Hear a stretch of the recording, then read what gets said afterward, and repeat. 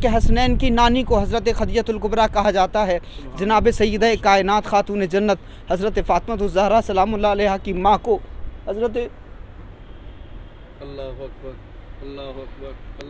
حضرت خدیجۃ الکبریٰ کہا جاتا ہے۔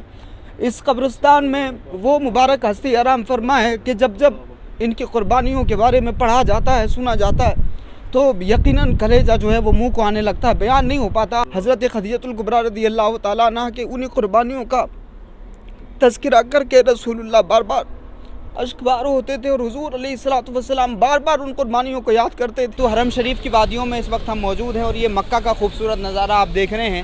یہ پیچھے اگر آپ کو دکھائی دے رہا ہو تو یہ مکہ ٹاور ہے، کلوک ٹاور بھی اس کو کہا جاتا ہے، اور یہ پوری وادی ہے مکہ شریف کی۔ جنت المالا کی بھی زیارت کرائیں گے۔ اس جنت المالا میں ام المومنین حضرت سیدہ خدیجۃ الکبریٰ رضی اللہ تعالیٰ عنہ کا مزار مبارک ہے، اور ساتھ ہی یہیں پر مسجد شجر ہے، مسجد جن ہے۔ شام کا یہ خوبصورت منظر ہے۔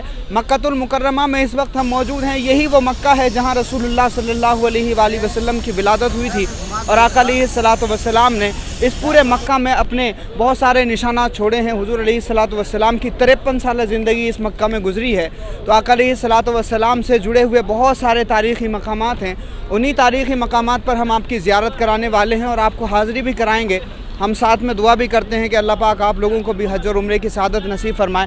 پوری ویڈیو میں آپ ہمارے ساتھ میں بنے رہیں۔ تو مکہ المکرمہ میں بہت سارے تاریخی مقامات ہیں جہاں کی لوگ زیارت کرتے ہیں۔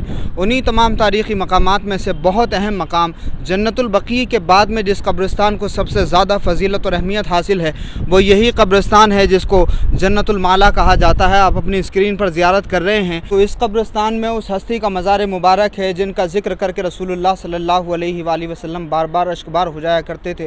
رسول اللہ صلی اللہ علیہ وآلہ وسلم بار بار جن کا ذکر فرمایا کرتے تھے، جس ہستی کے لیے اسلام کی اتنی قربانیاں ہیں کہ تاریخ لکھنے والوں نے جب جب تاریخ لکھی ہے آج تک اس قربانی کا حق نہیں ادا کر سکے ہیں۔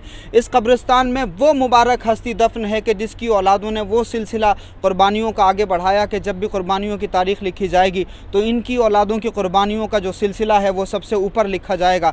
اس قبرستان میں وہ مبارک ہستی آرام فرما ہے کہ جس کو اللہ رب العزت نے سلام بھیجا تھا۔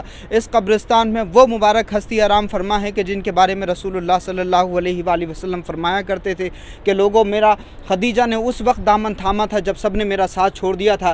یعنی اس مبارک قبرستان میں رسول اللہ صلی اللہ علیہ وآلہ وسلم کی پہلی بیوی، حضور علیہ الصلوۃ والسلام کی غم گسار بیوی کہ جس کو اللہ رب العزت نے سلام بھیجا تھا، ام المومنین حضرت خدیجۃ الکبریٰ رضی اللہ تعالیٰ عنہ یہیں پر آرام فرما ہے۔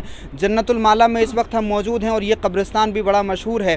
جنت المالا کی فضیلت یہ ہے، جنت البقیع کے بعد میں دنیا کے تمام قبرستانوں میں دوسرے نمبر پر جس کو سب سے زیادہ فضیلت حاصل ہے وہ یہی قبرستان ہے۔ ویسے تو اس قبرستان میں بہت سارے اولیاء اللہ، صوفیاء اور صحابہ کرام کے مزارات بھی ہیں، لیکن تمام میں سب سے زیادہ جو فضیلت ہے وہ ام المومنین حضرت سیدتنا خدیجۃ الکبریٰ رضی اللہ تعالیٰ عنہ کی ہے۔ حضرت ام المومنین خدیجۃ الکبریٰ رضی اللہ تعالیٰ عنہ وہ ہیں جن کو ملکۃ العرب کہا جاتا تھا۔ بڑی تجارت کیا کرتی تھیں، اور رسول اللہ صلی اللہ علیہ وآلہ وسلم سے جو تعلق کا سلسلہ شروع ہوا تھا اس کی وجہ بھی وہی تجارت بنی تھی۔ لیکن آپ دیکھیے کہ حضرت ام المومنین خدیجۃ الکبریٰ رضی اللہ تعالیٰ عنہ سے رسول اللہ صلی اللہ علیہ وآلہ وسلم کا نکاح حضرت ابو طالب رضی اللہ تعالیٰ عنہ نے پڑھایا، اور جناب ابو طالب کے نکاح پڑھانے کے بعد میں جب حضرت خدیجۃ الکبریٰ رضی اللہ تعالیٰ عنہ آقا علیہ الصلوۃ والسلام کے نکاح میں آ گئیں تو جناب خدیجۃ الکبریٰ نے عظیم قربانیوں کا وہ نمونہ پیش فرمایا ہے کہ کائنات میں آج تک اس کی دوسری مثال نہیں ملتی۔ حضرت خدیجۃ الکبریٰ نے اپنے مال کے ذریعے، اپنے جان کے ذریعے، اپنے تن کے ذریعے، اپنے من کے ذریعے، اپنے دھن کے ذریعے وہ جو ہے منظر پیش کیا ہے کہ تاریخ لکھنے والے کبھی بھی اس کا حق نہیں ادا کر سکتے۔ حضرت ام المومنین خدیجۃ الکبریٰ رضی اللہ تعالیٰ عنہ کی ہستی وہ ہے۔ ایک ان کا تعارف یہ بھی ہے کہ حسنین کی نانی کو حضرت خدیجۃ الکبریٰ کہا جاتا ہے۔ جناب سیدہ کائنات خاتون جنت حضرت فاطمہ الزہرا سلام اللہ علیہا کی ماں کو حضرت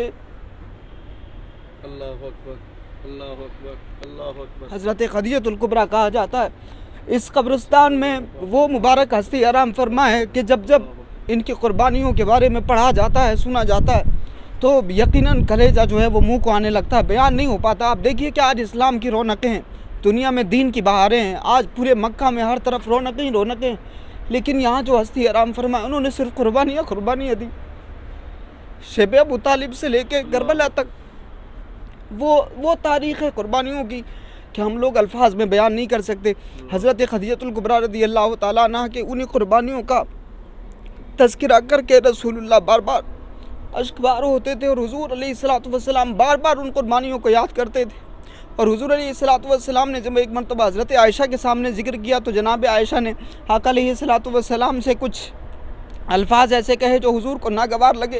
آقا علیہ الصلوۃ والسلام نے حضرت عائشہ سے یہ کہا تھا کہ عائشہ تم نہیں جانتی خدیجہ کون ہے، خدیجہ نے مجھے اس وقت تھاما تھا جب سب نے میرا ساتھ چھوڑ دیا تھا، خدیجہ نے اس وقت میرا ساتھ دیا تھا جب سب نے میرا ساتھ چھوڑ دیا تھا۔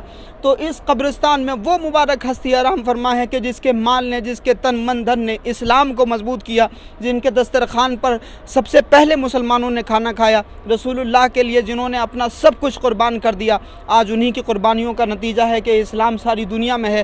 آقا علیہ الصلوۃ والسلام ساری دنیا کے لیے غمگسار بن کے آئے، لیکن رسول اللہ صلی اللہ علیہ وآلہ وسلم کو جس گود میں سکون ملتا تھا وہ حضرت خدیجۃ الکبریٰ رضی اللہ تعالیٰ عنہ کی گود تھی۔ غار ہرا میں وہ جبل نور جس کی تقریباً اونچائی 3500 فٹ ہے، اس جبل نور پر غار ہرا میں کھانا لے کے جانے والی حضرت خدیجۃ الکبریٰ تھی۔ ان قربانیوں کا اور ان محنتوں کا اللہ رب العزت کو اتنا خیال آیا کہ اللہ نے خود سلام بھیجا اس ہستی کے بارے میں۔ میں فضیلتیں اور قربانیاں الفاظ میں بیان نہیں کر سکتا، بس ہماری حاضری ہو گئی ہے۔ آپ تمام لوگوں کے لیے بھی دعا ہے، اللہ پاک آپ تمام لوگوں کو بھی حضرت ماں خدیجۃ الکبریٰ رضی اللہ تعالیٰ عنہ کی بارگاہ میں حاضری کی سعادتیں عطا فرمائے۔ بہت شکریہ۔